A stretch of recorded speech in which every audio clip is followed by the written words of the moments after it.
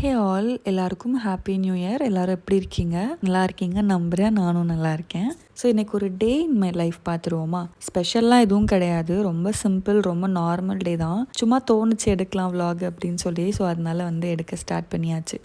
காலையில் சீக்கிரமாக எழுந்தாச்சு. அதனால இந்த ஸ்கின் கேரு, ஹேர் கேர், இந்த ரொட்டீன் எல்லாம் பார்க்க ஆரம்பிச்சாச்சு. அண்ட் vlogகும் எடுக்கிறோம்ல. ஸோ அதனால் இன்றைக்கி கம்ப்ளீட்டாக ரெண்டுத்தையுமே பண்ணிடலாம் அப்படின்னு சொல்லி பண்ணிகிட்ருந்தேன்.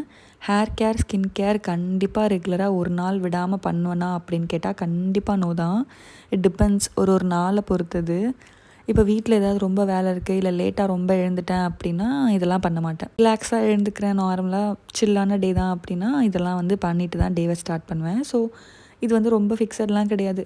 இன்றைக்கி ரொம்ப சீக்கிரமாக எழுந்தாச்சு, ப்ளஸ் டேவும் ரொம்ப ஸ்மூத்தாக போகிற மாதிரி இருந்துச்சு. vlog எடுக்கிற பிளான் பண்ணியாச்சு. ஸோ அதனால் ஃப்ரெஷ் ஆகிட்டு இந்த ஸ்கின் கேர் ரொட்டீன்லாம் பார்த்துட்டு இருந்தேன். ஒன்றும் இல்லை, normal serum, moisturiser and sunscreen, இது 3 மட்டும் தான் அப்ளை பண்ணியிருந்தேன். தலைக்கு யூஸ்வலாக என்ன பண்ணுவேன் அப்படின்னா, எழுந்த உடனேவே தலையை பின்னி வச்சுப்பேன். இது எப்போவுமே ரெகுலராக ஃபாலோ பண்ணுறது தான். ஏன்னா தூங்கி எழுந்தோடனே மூஞ்சிலாம், தலை முடியெல்லாம் லூஸ் ஆகியிருக்கும் பின்னெல்லாம். ஸோ எழுந்த உடனே தலைமுடி மட்டும் பின்னி வச்சுப்பேன். இல்லை ரொம்ப சோம்பேறித்தனமாக இருந்ததுன்னா கொண்டை மட்டும் போட்டு வச்சுப்பேன். ஸோ அது அப்புறமா டைம் இருக்கும்போது திரும்ப எழுந்து திரும்ப வாரி பின்னி வச்சுக்கிறது. ஸோ அது மட்டும் ரெகுலராக ஃபாலோ பண்ணுறது. மற்றபடி பெருசாலாம் ஒன்றும் ஃபாலோ பண்ணுறதில்ல. மசாஜ் அடிக்கடி கொடுத்துவேன். நான் இப்போ ஒரு நாளைக்கு ஒரு 2-3 வாட்டி தலையை அவுத்து பின்னுவேன். கையிலே தான் பின்னுவேன், சீப் யூஸ் பண்ண மாட்டேன். ஏன் அவுத்து பின்னுறேன் அப்படின்னா, என்னோடய ஹேர் கொஞ்சம் சில்கியாக இருக்குல்ல. ஸோ நான் பின்னி வச்சுக்கிட்டாலும் அது கொஞ்சம் நேரத்தில் ஒரு 2 to 3 hours இல்லை 4 hours அது ரொம்ப லூஸ் ஆயிரும். ஸோ நான் என்ன பண்ணுவேன், திரும்ப அவுத்துட்டு திரும்ப கையிலே டைட்டாக பின்னி வச்சுப்பேன். ஸோ ஒவ்வொரு வாட்டி நான் ஹேரை டீடாங்கிள், அதை ரிமூவ் பண்ணும்போதும் கையிலேயே டீடாங்கிள் பண்ணிட்டு கையிலேயே சும்மா ஒரு 5 minutes மட்டும் மசாஜ் கொடுத்து பின்னி வச்சுப்பேன். இது நான் எப்போவுமே ஃபாலோ பண்ணுறது. இதெல்லாமே முடிச்சதுக்கப்புறம் என்னோடய குட்டி மேடம்க்கு இட்லி செஞ்சு கொடுத்துட்டு நானும் பிரேக்ஃபாஸ்ட்டுக்கு ஜூஸ் குடிக்க ஆரம்பித்தாச்சு. நான் டிஃபன்லாம் சாப்பிட மாட்டேன் மார்னிங்கில், இந்த ஜூஸ் எடுக்கிறதுனால. ஸோ பாப்பாவுக்கு மட்டும் 2 இட்லி மட்டும் அவிச்சிட்டு அவளுக்கு கொஞ்சமாக சட்னி பண்ணி கொடுத்துட்டு நானும் ஜூஸ் குடித்தாச்சு. இது பாப்பாவுக்கும் சேர்த்து கொடுக்க போகிறேன் அப்படிங்கிறதுனால அவளுக்கு டிஃபன் கொடுத்து ஒரு 1.5 hours 2 hours கழித்து தான் ஜூஸே அரைக்க வந்திருந்தேன். அதுக்கு நடுவில் வீட்டில் கொஞ்சம் வேலையெல்லாம் இருந்துச்சு, அதெல்லாம் பார்த்துட்டு அதுக்கப்புறம் இந்த பிரேக்ஃபாஸ்ட்டும் குடித்து முடிச்சாச்சு திருப்தியாக. லஞ்சு பண்ணலாம் அப்படின்னு சொல்லி ஃப்ரிட்ஜு பக்கம் வந்தது தான். எனக்கு அப்போ தான் ஞாபகமே வந்துச்சு. முந்தின நாள் காய்கறி எல்லாம் வாங்கி வச்சு அந்த கீழே இருக்க பின்னில் மொத்தமாக கொட்டி விட்டுட்டு மறந்தாச்சு. ஸோ இது இன்றைக்கி ஓப்பன் பண்ணும்போது தான் ஞாபகமே வந்துச்சு.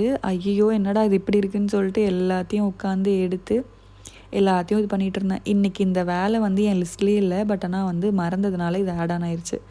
ஸோ உட்காந்து எல்லாத்தையும் காய்கறியெல்லாம் தனித்தனியாக எடுத்து கொஞ்சம் அந்த இடத்தெல்லாம் கொஞ்சம் லைட்டாக தொடச்சி விட்டுட்டு அதுக்கப்புறம் எல்லாத்தையும் தனித்தனியாக செப்ரேட் பண்ணியாச்சு. அப்புறம் குக்கிங்க்கு தேவையானதெல்லாம் எடுத்துகிட்டு வந்தாச்சு. இன்றைக்கி இந்த வெஜிடபிள் சாதம் பண்ணலாம் அப்படின்னு சொல்லி பிளான் பண்ணியிருந்தேன். இந்த சாதம் பிளான் பண்ணதுக்கு ரீசன் நம்ம தலைவர் இந்த ஃப்ரெஷ் பட்டாணி தான். கடையில் பட்டாணி ரொம்ப ஃப்ரெஷ்ஷாக அந்த மாதிரி இருந்துச்சு. ஸோ அதை வாங்கிட்டு இன்றைக்கி இதை வச்சு பிரிஞ்சு பண்ணிடலான்னு சொல்லி தான் இன்றைக்கி டிசைட் பண்ணியிருந்தேன். ஸோ எல்லாத்தையும் தேவையானதெல்லாம் அரேஞ்ச் பண்ணிகிட்டு இருந்தேன். ஸோ அது பட்டாணி பார்க்குறதுக்கே பயங்கரமாக இருக்குல்ல, சூப்பராக இருக்குது. அது ஒரு மாதிரி ஃப்ரெஷ்ஷாக இருக்குது, அதனால் நல்லா இருந்த மாதிரி இருந்துச்சு. ஸோ காய்கறிலாம் கட் பண்ணி வச்சுட்டு சைட் பை சைடு எனக்கு துணி வேலையும் நிறைய இருந்துச்சு இன்றைக்கி. ஆக்சுவலி லைஃப்லேயே இவ்வளோ துணியை ஒரே நாளில் நான் துவைச்சதே கிடையாது. எனக்கு அவ்வளோ துணி இருந்துச்சு, என்னன்னு தெரியல, ரொம்ப சேர்ந்துருச்சு. ஊருக்கு போயிட்டு வந்தோம் அக்கா வீட்டுக்கு. ஸோ அது இதுன்னு பயங்கரமாக சேர்ந்து போயிருந்துச்சு. ஸோ நான் என்ன பண்ணிட்டேன்னா, குக்கிங் பண்ணும்போதே சைட் பை சைடு அதையும் போய் போட்டுட்டு வந்துட்டு இருந்தேன். இது செமி ஆட்டோமேட்டிக்குங்கிறதுனால எல்லாத்தையும் நம்ம மேனுவலாக தான் பண்ணணும். ஸோ இதிலேருந்து எடுத்து அதில் போட்டு அது ஒரு ரன் ஆகும்போது அதுக்குள்ளே காய்கறி கட் பண்ணுறது, திரும்ப அது ஆஃப் ஆன உடனே போய் அதை துணியை மாற்றி விட்டுட்டு திரும்ப தாளித்து விடுறது, இந்த மாதிரி மாற்றி மாற்றி பண்ணிகிட்டு இருந்தேன். குக்கிங்க்கும் எனக்கும் ரொம்ப தூரம் தான். இப்போ தான் ஏதோ கொஞ்சம் கொஞ்சமாக அது சமைச்சு அது பக்கத்தில் போகவே ஆரம்பிச்சிருக்கேன். ஸ்டார்டிங்லலாம் சொதப்பிட்டு இருந்துச்சு, பட் இப்போ ஓரளவு ஓகே ஆயிடுச்சு. பிஃபோர் மேரேஜ்லாம் நான் இந்த கிச்சன் பக்கம் எட்டி பார்த்ததே கிடையாது. அப்போல்லாம் அம்மா பயங்கரமாக திட்டுவாங்க, சமைக்க கற்றுக்கோடி ரொம்ப கஷ்டமாயிரும் பின்னாடி அப்போலாம் சொல்லி திட்டிகிட்டே இருப்பாங்க. பட் போமா அப்படின்னு சொல்லி விட்டுடுது. இப்போ தான் உள்ளே ரெகுலராக சமைக்க ஆரம்பித்து ஓரளவு கற்றுக்க ஆரம்பிச்சிருக்கேன். பட் ஆனால் இப்போ ரொம்ப பெருசாக சேலஞ்செலாம் கிடையாது. அப்போ தான் இந்த யூடியூப் அது இதுலாம் பெருசாக இல்லை. பட் இப்போ தான் நமக்கு தான் எல்லாமே இருக்கே, ஈஸியாக கிடைக்குதே. அதனால சும்மா தட்டி பார்த்தாலே வந்துடுது. ஒரு 4-5 வீடியோ 4-5ன்னு சொல்கிறேன், 400 வீடியோ கிட்ட ஒரே ரெசிபியே பயங்கரமாக இருக்குது. ஸோ நமக்கு எது வேணுமோ அதை பார்த்து பண்ணிகிட்ருக்கோம். இப்போல்லாம் வந்து அந்த கஷ்டம் பெருசாக தெரியறதில்ல கற்றுக்கிறதுக்கு. அப்போல்லாம் தான் அந்த கஷ்டம். ஸோ இப்போ எனக்கு பெருசாக சேலஞ்செலாம் இல்லை. சேலஞ்ச் இல்லைன்னு சொல்கிறதுக்காக நான் நல்லா சமைக்கிறேன்னு சொல்ல வரல, பர்ஃபெக்டாக சமைக்கிறேன்னு சொல்ல வரல. ஓரளவு ஓகேவாக சமைச்சிட்ருக்கேன். இப்போ தான் ஆரம்பிச்சிருக்கேன் அப்படிங்கிறதுனால ஓரளவு ஓகேவாக போயிட்டுருக்கு. முன்னாடிலாம் பயங்கர சொதப்பல். உப்பு அதிகமாக போட்டுருவேன், காரம் அதிகமாக போட்டுருவேன், சாப்பாடு வந்து குழஞ்சி போயிடும், அப்படி இப்படின்னு ஏகப்பட்ட சொதப்பல் இருந்துச்சு. பட் இப்போ அதெல்லாம் ஓரளவு ஓகேவாக போயிட்டுருக்கு. ஸோ இந்த பிரிஞ்சி, இந்த பிரியாணிக்கெல்லாமே கூட எனக்கு அப்போ அளவுலாம் எதுவுமே பெருசாக தெரியாது. இப்போல்லாம் வந்து எந்த அளவுக்கு முன்னேறிக்கேன் அப்படின்னா, கையிலேயே அப்படியே உப்பு எடுத்து போட்டுறது. லைக் இவ்வளோ தான் இதுக்கு அப்படின்ற மாதிரி போடுறது. அது கரெக்டாக தான் வருது. ஓகே, நம்மளும் வந்து குக் ஆகிட்டோம் அப்படின்னு சொல்லிட்டு ஒரு கான்ஃபிடென்ஸ் வந்திருக்கு. கையில் உப்பு எடுத்து போட்டு அது கரெக்டாக இருக்கிற அளவுக்கு இருக்குன்னா போதும், அது போதும் அப்படிங்கிற மாதிரி தான் இருக்குது. ஸோ இன்றைக்குமே வந்து அப்படி தான் பிரிஞ்சு பண்ணும்போது அந்த ஃபீல் தான் இருந்துச்சு. கையிலே உப்பெல்லாம் போடும்போது செஃப் மாதிரி ஃபீல் ஆச்சு. ஸோ நான் வந்து இந்த சமையல் பண்ணும்போது நான் துணி வேலையும் பார்த்துட்டு இருந்தேன்னு சொன்னேன் இல்லையா? ஸோ இந்த அரிசி இதெல்லாம் தண்ணியெல்லாம் ஊற்றிட்டு குக்கரெல்லாம் மூடியாச்சு. மூடினதுக்கப்புறம் இந்த துணியை போய் காய வச்சுட்டு வந்துடலாம் அப்படின்னு சொல்லி என்ன பண்ணேன், எல்லாத்தையும் எடுத்து ரெடியாக வச்சுட்டேன்.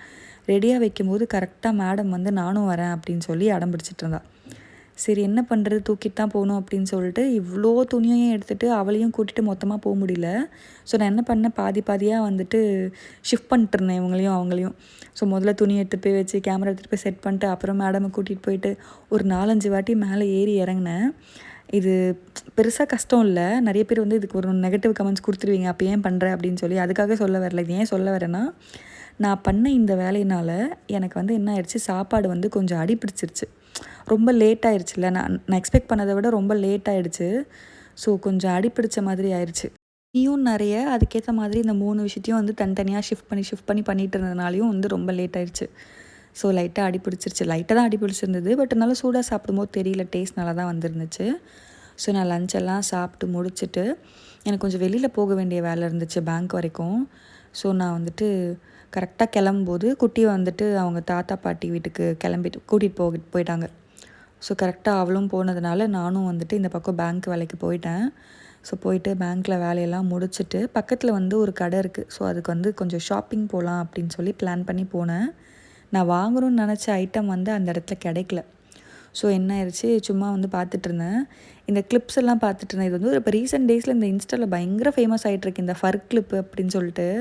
ஸோ அதை பார்த்துட்டு இருந்தேன். பெருசாக எனக்கு இந்த டிசைன் வந்து பிடிக்கவே இல்லை. இது ஏன் பிடிக்கலன்னு சொல்கிறேன்னா, அந்த ஃபர் கிளிப் அழகாக இருந்துச்சு. அதில் இந்த கோல்டன் பூ மாதிரி ஒன்று இருக்குல்ல, அது வந்து ஏதோ ஒரு மாதிரி ஆடாக இருந்த மாதிரி இருந்துச்சு. எனக்கு அது சுத்தமாக பிடிக்கவே இல்லை.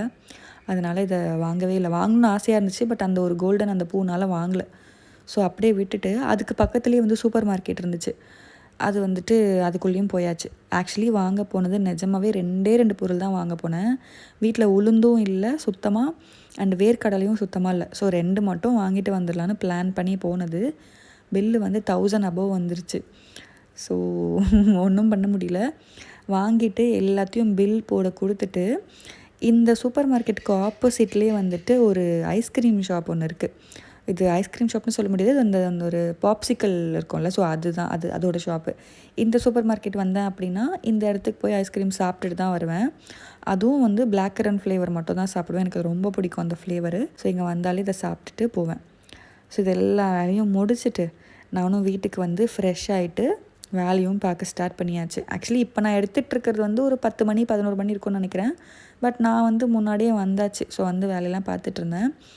நான் வந்து vlog எடுக்கலாம் அப்படின்னு சொல்லி பிளான் பண்ணேன். அதுக்குள்ளே எனக்கு வந்து ஒரு டீம் மீட்டிங் வந்துருச்சு. ஸோ அதனால் என்ன பண்ணிட்டேன், இந்த vlogவை வந்து இதோட முடிச்சுக்கலான்னு டிசைட் பண்ணி கட் பண்ணியாச்சு. ஸோ இந்த vlogவை நான் இதோட முடிச்சுக்கிறேன். வளன்னு பேசிகிட்ருக்கேன்னு நினைக்கிறேன். ஸோ நம்ம சேனல் இன்னும் நிறைய பேர் சப்ஸ்கிரைப் பண்ணாமல் பார்த்துட்ருக்கீங்க. மறக்காமல் சப்ஸ்கிரைப் பண்ணி வச்சுக்கோங்க. கண்டிப்பாக ஹேர் ரிலேட்டட் வீடியோஸ் வந்து நிறைய போஸ்ட் பண்ணலான்னு ஒரு பிளானில் இருக்கேன். ஸோ சேனலை மறக்காமல் சப்ஸ்கிரைப் பண்ணி வச்சுக்கோங்க ஃபார் மோர் வீடியோ. இது மாதிரி இன்னொரு வீடியோவில் மீட் பண்ணலாம். Stay tune.